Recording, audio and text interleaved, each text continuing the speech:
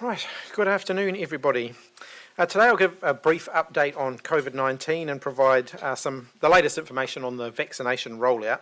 I'll then hand over to Brigadier Jim Bliss, the head of MIQ, who as part of our frontline border workforce has had his second vaccination and will update us on the rollout from the perspective of those working on the front line, and we'll then take questions.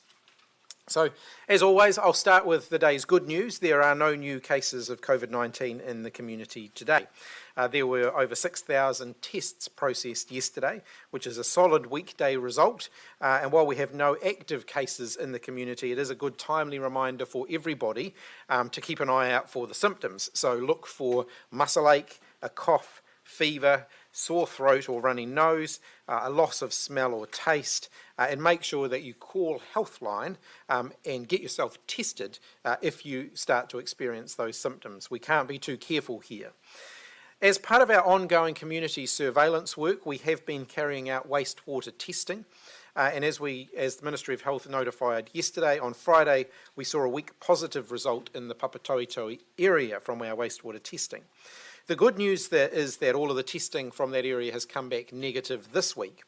As the Ministry said yesterday, the most likely explanation for that positive wastewater testing result last week was that it came from those who have recovered from COVID-19 and have returned home from the jet park. So mapping was done to identify where all those people live and to confirm that they are all feeding into the same interceptor where the test was taken. So it is possible that people continue to shed the virus after they have recovered and that gets picked up in the wastewater.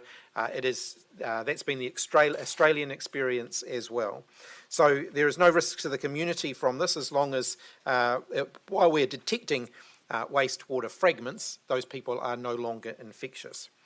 What it does tell us, though, is that this kind of surveillance testing will help us to pick up if there are any undetected cases of COVID-19 in the community, and it means that we'll be able to act quickly on that. So now to vaccines. As of midnight last night, nearly 27,000 people have received their first, and in some cases now their second, doses of the Pfizer vaccine. Just under 60% of those vaccinations have been delivered in Auckland, and around a quarter of those to Māori and Pasifika people. More than 90% of our border and MIQ staff have had their first vaccination, and Jim will have more to say on that in a minute. And we're making good progress on the rest of Group 1, while we're beginning to start the process of moving into Group 2. To date, more than 1,100 vaccinators have completed the COVID-19 vaccine training that's required in order to administer the vaccine, and that includes how to handle and give the vaccine, ensuring the vaccinators can speak confidently to the people and answer their questions about it. That workforce will continue to scale up during the year in line with the vaccine delivery schedules, and we're still registering interest. To date, more than 5,000 people have registered their interest in being vaccinators and being involved in this program. Our current estimates suggest we need 2,000 to 3,000 full-time vaccinators outside of our regular workforce of general practitioners, nurses and pharmacists. We're also working closely with Māori and Pacific providers, our partners across the health and disability system, including aged care and other sectors, as we move through the next stages of the rollout plan. So it's a good, solid start to the country's largest ever vaccination program. Today I've released a graph that shows the overall expected distribution of vaccine delivery throughout the course of the year. It's important to note that we have to sequence to coincide with deliveries to make sure we don't run out at any points during the year, and we've worked through that very carefully. So we've got to make sure that we've got enough vaccines to do the second dose 3 weeks after people have had their first dose, and to make sure that as we ramp up our vaccine delivery, that's sustainable. What we don't want to do is find that we're ramping up and then we're having to scale down and then ramp up again. We want to be able to sustain that. And so our delivery program, which you'll see reflected in the graph that we've distributed, highlights that we have a plan to be able to do that. Vaccine deliveries will ultimately make New Zealand a safer place to live. That's why we're asking all New Zealanders to get vaccinated, because the best way to protect yourselves, your whānau, their lives and livelihoods is to be vaccinated. So I'll now hand over to the Head of Managed Isolation and Quarantine, Brigadier Jim Bliss, for a bit of an update from their perspective. Thank you, Minister. And kia ora, everybody. I'm pleased to say that the second round of immunisations for border and MIQ workers is underway. I was at the Jet Park quarantine facility yesterday in Auckland to join with the first cohort of workers who've received their second dose. This is the group that were inoculated 3 weeks ago. One of them has expressed to me his sense of relief at receiving the second vaccine, and that it was on offer to his family as well. Our border and MIQ workforce are our frontline defence against COVID-19. Every day they go to work, they put themselves between us and the virus. It's thanks to them we're able to enjoy the freedoms and the quality of life that we do today. It's important for them to get the vaccine, and in doing so, add another layer of protection for them, their families, and for all New Zealanders. And it's really important for us at MIQ and the wider border that they can do their job, keeping us safe as a community. So we're 3.5 weeks into the program to vaccinate our border and MIQ workforce, and around 90% of the workers have received their first vaccination. This is the largest immunisation program we've ever seen in this country, and the MIQ and border workforce has really got behind it. And for me personally, I'm very proud of the efforts so far. Just a quick statement on behalf of my NZDF colleagues. I'll give an update on how their vaccination program is going as well. So around 9,600 NZDF uniforms personnel will be vaccinated. It started late last week, and to date already 1,600 have had their first dose. NZDF estimates it will take about 6 weeks to complete the immunisations, which have been done at NZDF camps and base health facilities across New Zealand by NZDF health personnel. Thank you. All right, we're now happy to open up for questions. Yeah. Minister, does the government still have the target of 75% in terms of vaccinating the population? We've never set a fixed target. We want to vaccinate as many people as possible. Obviously, one of the things that we still yet don't have clarity on is what is the under-16s and vaccination of under-16s. And we're hoping to have more clarity on that later in the year. At this point, we're still waiting for the trial data from abroad before we make decisions around younger New Zealanders. So why don't you make a target? Well, one of the things that we have to work our way through, for example, is the under-16 cohort's quite a large cohort, and we have to understand a bit more about when they may be able to be vaccinated before we would do anything. Our target ultimately is to get as many people vaccinated as possible. Is there hesitation, which could lead to you being reluctant to put a target on things? No, not at all. This is just about making sure that we're giving as many New Zealanders as possible the opportunity to be vaccinated. We've said that it's not going to be compulsory, but we do want to make sure that people are coming forward to be vaccinated. I think as we look at the latter part of the year, so particularly that fourth quarter, the biggest challenge for us there is going to be to get people to be vaccinated. We know towards the middle of the year, as we ramp up and make it publicly available, there will be a lot of demand. That demand will start to tail off, and it's that last group that actually is going to be the challenging group. And the most important thing we can do right the way through the year is make sure that they're getting good, reliable, fact-based information so that when they're offered the opportunity to have a vaccine, that they'll be confident in taking up the vaccine. Do you have a target for how many vaccines you want to be able to distribute every day, when you've reached that peak? Because you might need to be vaccinating. I think an MP picked out today that maybe 20,000 people a day, for instance, if you're going to hit 4 million by the end of the year. Yeah, so there will be unders and overs here. So one of the things that we've mapped out, and the graph that I've distributed today gives you a bit of a high-level overview of what that looks like. But one of the things we have to manage there is some days we'll be doing more second doses than first doses, for example, as we go through the cycle. Some days you'll do more second doses than first doses, and we have to be careful to sequence to make sure that we don't run out of vaccines at any point. The last thing we want is to have people waiting in a queue to get their vaccine and that we don't have sufficient vaccines to give them. So we know, based on our delivery program, that we have got a pretty good allocation model up to the end of June. From June onwards, or July onwards, sorry, that's when we're expecting the big deliveries of vaccines to start coming in, and that's when everybody will be able to sort of join the queue to get one, if you like, and that's where we're going to be looking at the very big numbers. So considering the size of the workforce and stuff like that, do you have, like we have had in the past for testing, COVID-19 testing, do you have like a top line target for how many you want to be able to distribute a day? Perhaps not so much a day, because there will be fluctuations across a week, but we will be sort of doing week by week, if you like, monitoring of how many we've done this week, how many do we need to do next week, to make sure we're keeping on track so that we don't create too big a mountain to climb at the end of the year. Are you saying, like, is 20,000 vaccines a day unrealistic or realistic? I suspect we may well, towards the second half of the year, we'll be doing more than that per day. Yeah. On the gap between the first and second vaccination, how important is it that it's more or less exactly 3 weeks on, in your understanding, or is it okay if that lags to 4 or 5 weeks? What does that do for the vaccine? So, I mean, that's probably a question for Dr. Bloomfield. You'll note that he's not here today. He's at home. He's got a cold. But our MedSafe approval is based on a 3-week gap between the vaccines, and we, give or take a few days, that's broadly what we're aiming to achieve. We're aiming to sort of be within that 3-week window.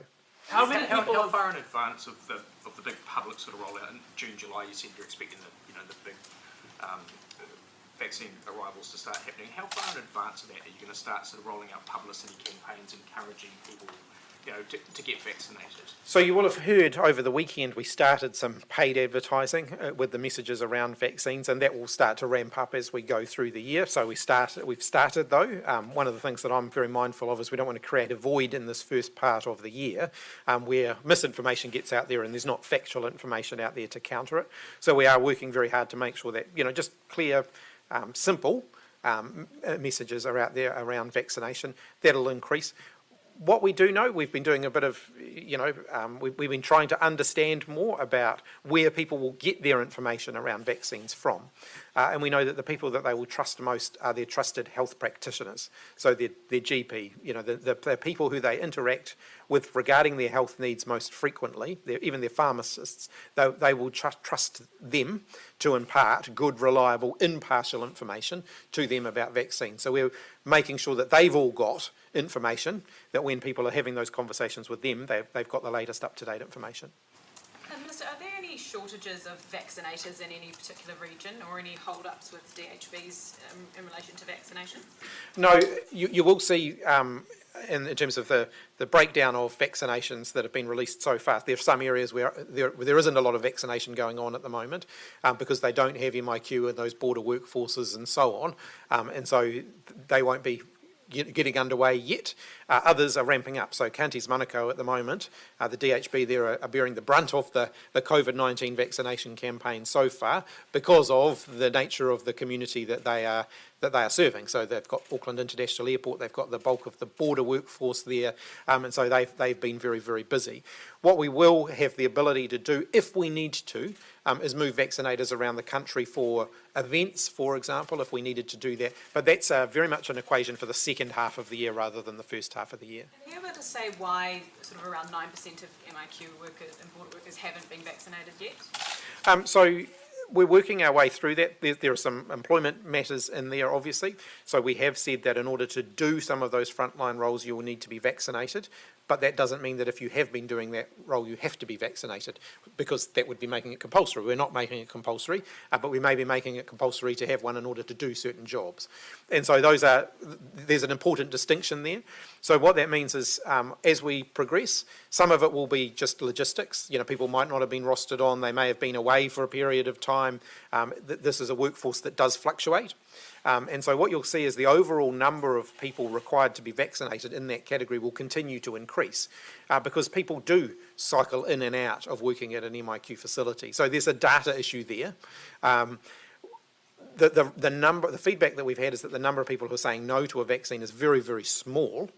But because the overall number keeps shifting as more people come on and off shift, that kind of getting to that 99, 100% is always going to be a challenge because new people are coming in and therefore needing to be vaccinated. How small is that very small number? You said that only a few people or a very small amount of people have said no. What's the actual number of people that have refused the vaccine so far? Look, the last update I had was in the early double digits. Now, I haven't got an absolute figure for you at this point, but I can certainly come back to you as soon as I do have that figure. Are you suggesting that if they decline the vaccine, they will be asked to leave the role, or that they won't be allowed to continue to work in the MIQ environment? So one of the things that makes this complicated is we're dealing with a number of different employers and their situations are all different. And so we'll be working with them to make sure that those who are doing those at-risk roles are vaccinated. In terms of what happens to people who decline a vaccination, that ultimately becomes a matter of negotiation between us as the government, their employer, whomever their employer may be, and that person. You employ a lot of these staff members, though, don't you? Absolutely we do, but many of the people who work in our MIQ and at our border are not employed by the government. They're employed by hotels, by airlines, by other companies. On legal footing, is there mechanisms that you're able to do that? Look, you're asking me for a legal opinion. What I have said to all employers who are considering this is that they should make sure that they are getting good legal advice in any decisions that they're taking about this. We've spoken to some Defence Force staff who are working in MIQ who are confused by this apparent double standard because they're barred from using the communal gyms and eating areas, but other hotel workers, for example, who work at MIQ are allowed to go to the gym. Can you explain why there are those extra precautions for Defence Force staff but not others? Yeah, so in relation to when they redeploy back into their camps and bases, there's two parts to that. One is the high state of communal living that we do have on our camps and bases, shared accommodation, shared messing and shared gym facilities. So there's a caution around that. And the second one also is the Defence Force has to protect its operational capabilities should they need to deploy to somewhere like the Pacific to do a disaster relief type event. So it's a cautious approach to managing a workforce, a large workforce, in a fairly tight, confined environment. Why can't they go to a military gym, but they are allowed to go to a mass event, to a large event like a 660 concert? So this is a process or a procedure that Defence Force has chosen to take to protect its own workforce. I understand, I do know from my previous job that they sequence and they book timings, or they can adjust timings so that people do have the access to gym facilities and recreation and the like on base. Okay. Why is it any different for a Defence Force worker not to go? They're barred from the gym, so why is it any different for someone who works in an MIQ facility who's a hotel employee? Surely there's the same. So these are Defence Force workers that are coming back into a Defence Force base and are living in a high density communal environment where you have a workforce that has different operational outputs, and it's a cautious approach to protect those operational outputs and the community. Has it been communicated to the MIQ workers from the Defence Force? I think so, yes, and I would say last year when I was working in the Army, yes it was. We'll come up back here. Just on MIQ Defence Force workers as well, we've been hearing reports of burnout and stress among those Defence Force MIQ workers. Can you tell us about this? Can I make a brief comment and then I'll hand over to Brigadier Bliss to make more of a comment on it? I do want to acknowledge this is a challenging environment to work in, and people are working really, really hard at the border and in our MIQ facilities to keep us all safe. And really what I wanted to do at the beginning of responding to this was just, again, as we have previously, acknowledge them for the contribution that they are making. Many of them are feeling a bit of a stigma associated with the work that they're doing at the moment, and they continue to go to work every day and do it on our behalf. And some of that stress that they'll be feeling will be a mental stress because of that. And we can all do something as a country about that by giving those workers a bit of a break and making sure that we're all thanking them for the work that they're doing. But I'll hand over to Brigadier Bliss. What I would say is that the operational deployment cycle that Defence undertakes, what they call Op Protect, or their support to Covid-19, is cognizant of the types and roles that they fulfil in the MIQ, and therefore they're managing the workload or the deployment length in order to not only safely manage that workforce, but also that when they return back to the camps and bases, because many of the soldiers and sailors and airmen are deployed away from their home locations, that they do have a time for respite and also to time with families, and then also to recommence their training and their coursing as part of a New Zealand Defence Force personnel. Yeah, Has Cabinet considered any vaccine applications under national significance or compassionate grounds yet, and have any sports people been vaccinated? No, not as yet. No, not as yet for both questions. When are you expecting to have that framework done?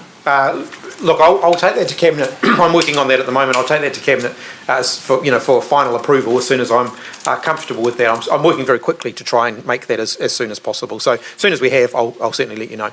Is it your understanding that morale remains low amongst these MIQ as defence operation protect deployed defence force workers, but attrition isn't necessarily higher?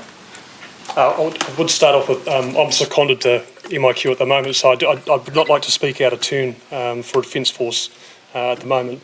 From the soldiers and sailors and airmen that I talk to, they're immensely proud of the work that they're doing in MIQ. They're a big part of the workforce, but alongside all of their colleagues, they do a fantastic job. So I'll just like to leave it at that. Okay, we'll come back over here. Brigadier, after your second dose, how do you feel? Any different? After my second jab, so in the Army you get quite a few jabs to deploy. I feel fine, and this one's no worse than any other vaccine I've had. What was it like? It's just like, yeah. It's like any vaccine, getting jabbed, your arm getting jabbed with a needle. So yeah, it's okay. Those double-digit people you said who refused the vaccine, is that number sort of in line with what you expected, or is it higher or not? And Yeah, what's kind of been done to try and, is there an effort to try and convince them? I didn't expect it to be hugely high amongst this group. You know, the sort of the decline rate to be particularly high amongst this group. This is a group of people who are being tested frequently for COVID-19.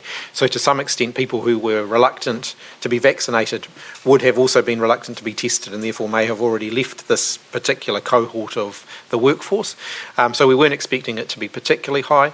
The anecdotal feedback, always reluctant to make decisions based on anecdote, but the anecdotal feedback we've had so far is it's a hesitancy rather than an opposition to the vaccine, and that some of that will resolve itself over time. So, they're just holding back. They're not saying no, they're just not quite there yet. So that's the anecdotal feedback that we've been getting from people about that. So obviously that has an implication for, we still have to manage to make sure that we're reducing the risk in the meantime. There's no consideration at the moment to require them to get vaccinated? Like I said, there's a distinction between requiring a person to be vaccinated and requiring someone who is doing a role to be vaccinated.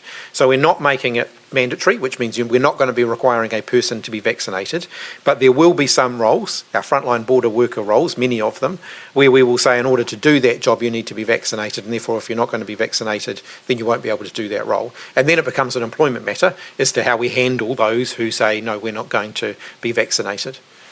To clarify, with the Lion King production, were they reserved places in MIQ, or did they have to go through the same process as everyone else and refresh the website constantly looking for those spaces? My understanding is that they secured vouchers through the bookings system. The website. So there was no intervention into the Maya system for their booking. So once they had their visa, they had every legal right to book through Maya, which they did. How were they able to get, is it like 126 spaces at once, or are they coming in staggered periods of time? I don't know that information, but they have used the same booking system as everybody else. We have not provided them a preferential allocation or anything like that. They've used the same booking system that other people trying to get into the country have. The status of the Pullman Hotel? Sorry, what's that? What's the status of the Pullman Hotel currently? So the Pullman Hotel is being used. You'll recall that we emptied it for a period of time. We then put some people in it. We've then decided to do further work on some of the air conditioning systems, so the number reduced back down again. Basically, and Brigadier Bliss can provide you more of an update, the Pullman Hotel is effectively 3 tower blocks. One of the tower blocks has had its air conditioning system upgraded. One of them will be kept empty so that work can be done, and then ultimately they'll switch to the other tower block to get that work done. But again, I'll ask. So the central tower is the one that's got the lifts in it, and so when the Pullman was emptied, the remediation work was done on that central tower. So that's the one that accesses all floors and the communal areas. So now we've loaded one side of the tower with less than 50% at the moment, and the work is conducted on the other side of the stack. And then once that work is complete, it's all sealed between the 2 towers, so there's no chance of any worker coming to any contact with any returnee. Once that work is complete, we'll then flip it over and we'll conduct the work on the other side. still remains a concern. Is the Pullman still going to be used when it's, it must be among the hotels where the contracts are sort of due? Is it right? Yeah, look, the Pullman Hotel is a good facility. We've looked really closely at that. It's been one of our better performing facilities. I mean, they've all performed very well, I think. But the Pullman Hotel has performed very well. We've looked at things like the air conditioning systems and so on. Probably the bigger change, and again, Brigadier Bliss might want to comment on this, is around the movement of people within the facility to reduce that risk of transmission between people. Remain one of the hotels you use in the long term? Basically. Well, look, that's all subject to negotiations. I don't know whether they've signed on the dotted line yet. Has it firmed up on whether you'll lose any hotels in the system yet? No, that hasn't firmed up yet. It is possible that as a result of those discussions and other things, including our ongoing work to look at the suitability of all the facilities that we have, that there may be some change in terms of which facilities we're using. Have you identified any other facilities that you could use?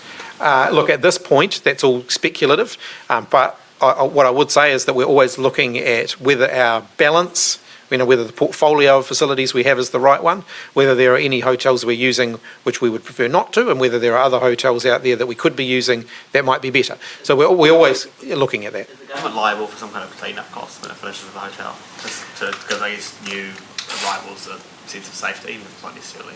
Look, that's all part of the commercial negotiation in terms of the exit terms. The exit terms do allow us to get out of the contracts that we have quite quickly in the event that we need to.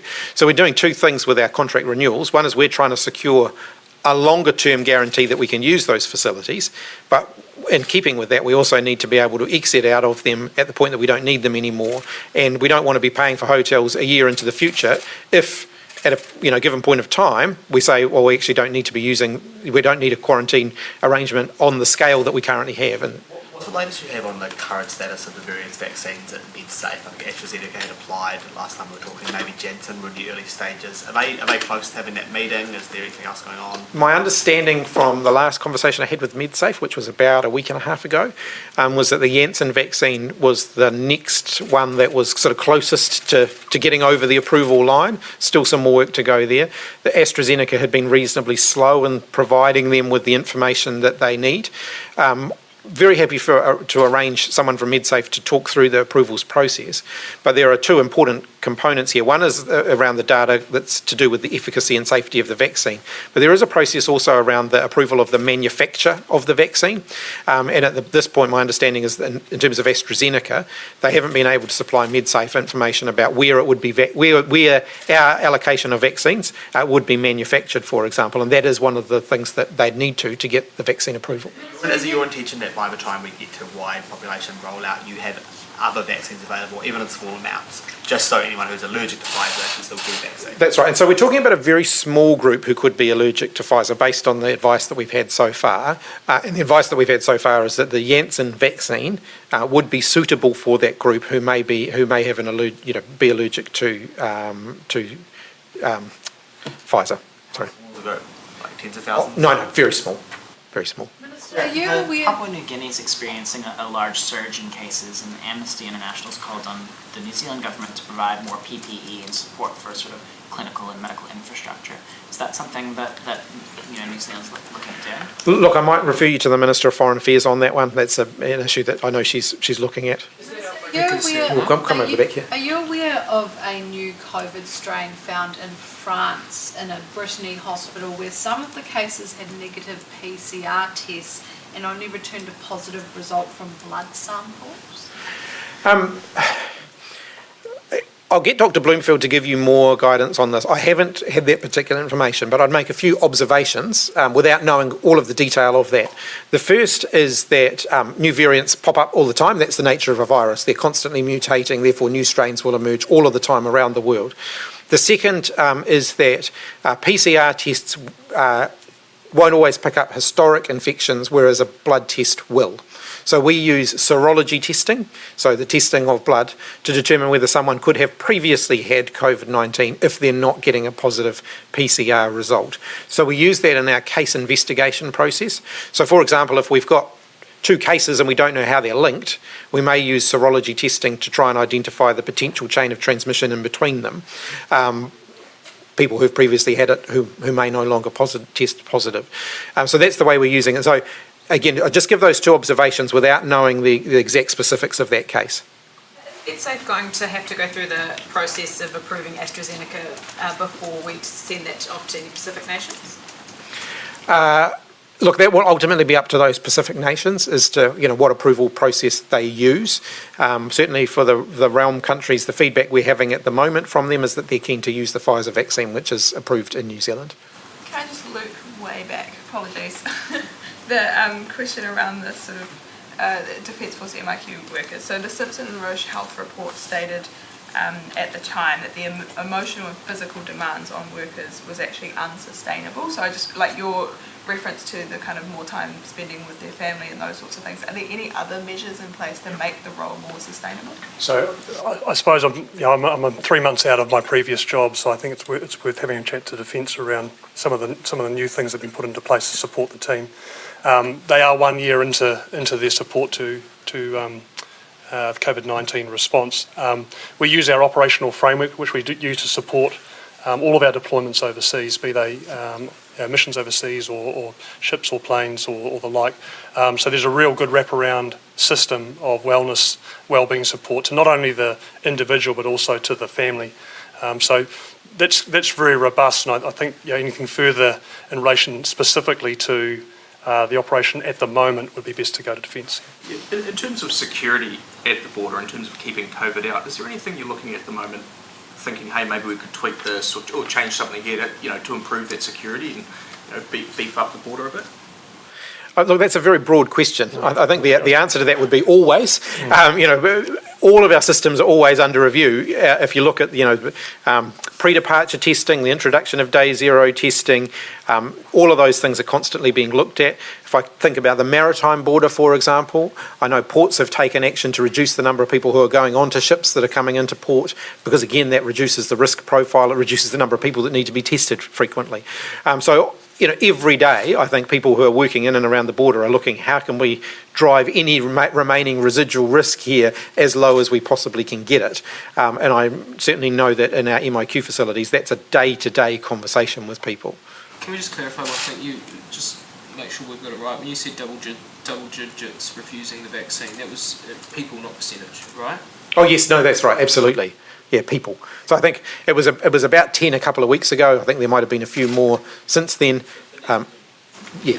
Well, look, I don't have an exact number, but in that kind of 10, 20-ish kind of range was the last update that I had. But again, I'll come back to you if there's a significant change on that number. Date on when there might be a big splashy launch for your vaccine campaign, Look, we won't be doing a big splashy launch for the vaccine campaign. I think what you'll see right the way through the campaign, and the campaign's already started, are different stages of that campaign. So there will be, if you like, role models doing their vaccination, and there'll be a variety of different people. I mean, Brigadier Bliss has already role modelled having both doses of the vaccine so far, and there will be others as we get into get through the sequencing framework. I do want to pick up the obvious question that we get asked all of the time, is when will we get the vaccination? As the Prime Minister and I have both canvassed before, there's an interesting equation that we're balancing up here. One is not being seen to be jumping the queue, but then also not being seen to being reluctant. And so we have to balance that up. We haven't made a final decision on when we will do that.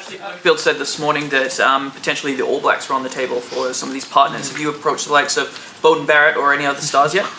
Look, those discussions, I haven't been involved in those discussions, but yes, we are looking at role models to be out there and demonstrating the safety of the vaccine and giving communities confidence that they should also get the vaccine. I'm only going to take a couple more questions because we're going to have to go shortly, so we'll start at the back and we'll work our way over this way. Will the government pay those role models if we ask All Blacks, for example? So they wouldn't pay them? Absolutely not.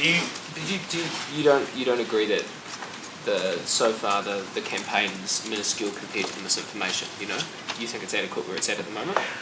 The misinformation is certainly ramping up, and we are very, very conscious of that. We all have a role to play in making sure that we're targeting and combating misinformation, and I want to thank the media for the work that they are doing in that space. We will certainly have a paid campaign in order to help counteract some of that misinformation, but every one of us needs to play a role there. But you're comfortable with where the vaccine campaign the information campaign is at right now? I think you'll see it really starting to ramp up. Obviously, I want to see it ramping up, so that we're getting more positive messages in front of people, and you'll see more of that. More already? Should it be more right now? There's a tension there between ramping up about a vaccine that people can't yet get, communicating to them about how great this vaccine is, and then them having to wait longer to get it, and making sure that they're not being put off the vaccine before they even have the opportunity to get it. So there is a tension. So if you put out more information right now, people might be put off, is what you're saying? No, if we put out, they might be more eager to get it before they are able to get it. On that note, a number of academics and experts like Susie Wiles have written an open letter to the COVID Plan B group around their sort of flirtation with misinformation around COVID-19. What are your thoughts on that dynamic and the Plan B group sort of interactions with some of those non-scientific? Well, look, what I would say is that the scientific community in New Zealand have played an incredibly important leading role in our COVID-19 response, in getting reliable, scientific, fact-based, trustable information out there. And when it comes to the vaccine, we absolutely want them to continue to play that role. Our medical community also have a really important role there. We know that people will have a trusting relationship with their doctor, with the nurses that they interact with, and so on. And so they are going to trust what they are saying around vaccines. So we're working really closely to make sure they've got the information that they need to be able to support that. And last question over here. Just quickly, back on the role models. Have any role models that you've approached you've known? No, not so far. All right then, one more. Yeah, thank you very much. I just feel like we didn't really get an answer there on that last one. Do you feel happy with where the information campaign is at right now? Do you feel it's adequate? Within the limitations that we have, but obviously I want to see that ramping up, and you will see that ramping up. What's that? What are those limitations? Well, the fact that we don't have vaccines available to everybody at this point. You could be telling them that they're coming and that they're good, right? Well, look, we know that people are keen to get vaccines. At the moment, the issue is that we don't have enough vaccines to be able to give everybody vaccines. All right, thanks everybody.